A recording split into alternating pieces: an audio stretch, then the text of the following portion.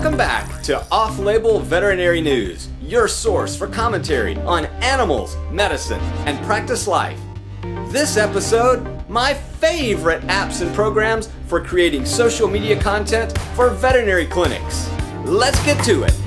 The first category I want to talk about for social media creation for veterinary clinics is desktop image design. So this is when you take an image that you've taken in your hospital or a stock photo that you've downloaded off the internet. We'll talk more about that in a minute. But what are the programs you can use to create engaging content?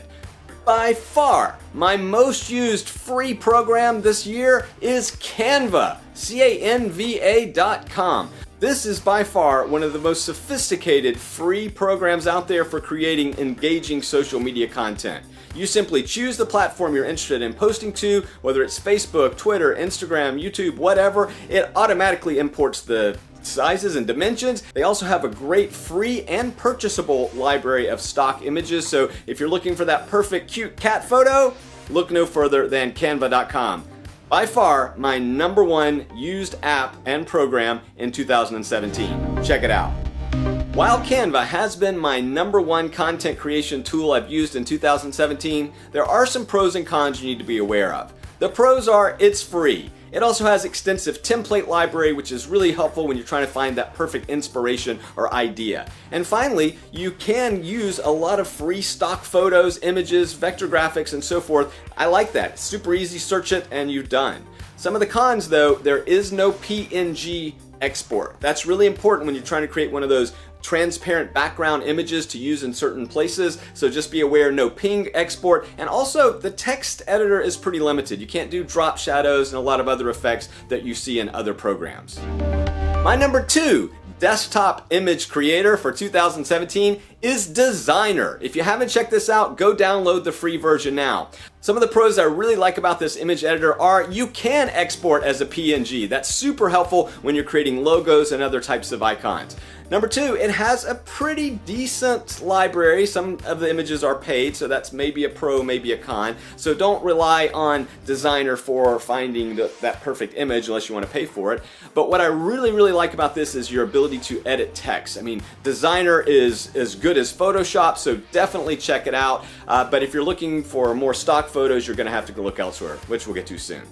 My number 3 and 4 desktop image editors are really ones I'm not using that much. The first is Design Bold, and the second is PicMonkey. And what happened to PicMonkey? That 2 years ago, that was my favorite program in the world, and now it's really kind of fallen by the wayside. But definitely check out Design Bold if you're kind of in that Canva mode. It looks very similar, but do check them out if you're interested. But for me in 2017, Canva number 1, Designer a close number 2.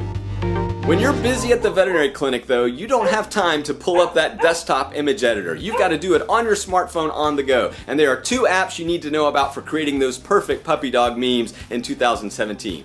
By far, the app I reach for the most is Canva. iOS and Android, it is absolutely stunning. It is easy to reproduce anything you want. Also, you can look at your desktop images on the smartphone with some limitations, but absolutely check out Canva in your app store of choice. The second thing is WordSwag. It just makes it so easy. Take a picture of the cute kitty, let it do the rest for you. WordSwag, Canva, done. My number 3, 4, and 5 apps for mobile editing, it's kind of a personal preference, but I certainly like Font Candy Plus, I like Snapseed, and I certainly like Visco, VSCO. So whichever of those programs you might particularly like, they work just fine. But for me in 2017, it's been all about the Canva. If you're looking for free stock photos for your veterinary social media, look no further than Pixabay. Definitely check this out. It is a tremendous library of free and paid stock images that just about work with anything. You can find videos, vector art, photographs, illustrations, you name it, Pixabay has it. Check it out for sure. Do not just cut and paste images off of Google searches. You will get dinged, you will have to pay. Use a service like Pixabay that automatically takes care of that for you. But what about mobile video editing? Many times again, we don't have time to make it to the desktop and we just want to get that little 10-second clip of that kitty cat just right.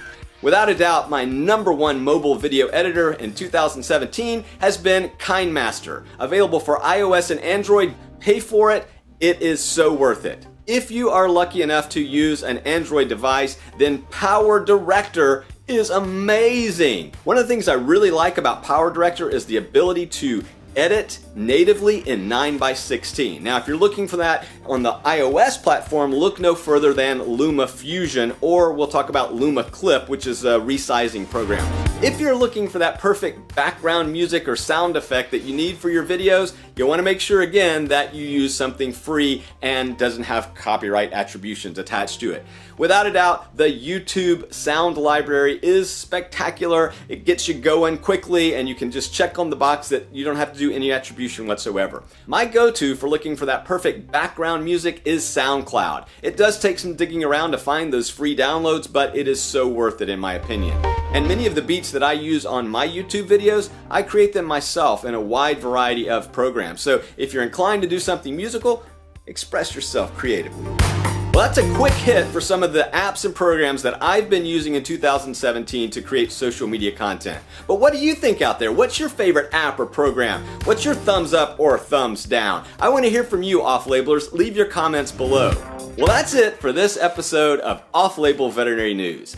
If you like content like this, be sure to hit that subscribe button and ding the bell so you'll be notified when content like this drops on your internet doorstep. Until next time, keep living that off-label life. Bye!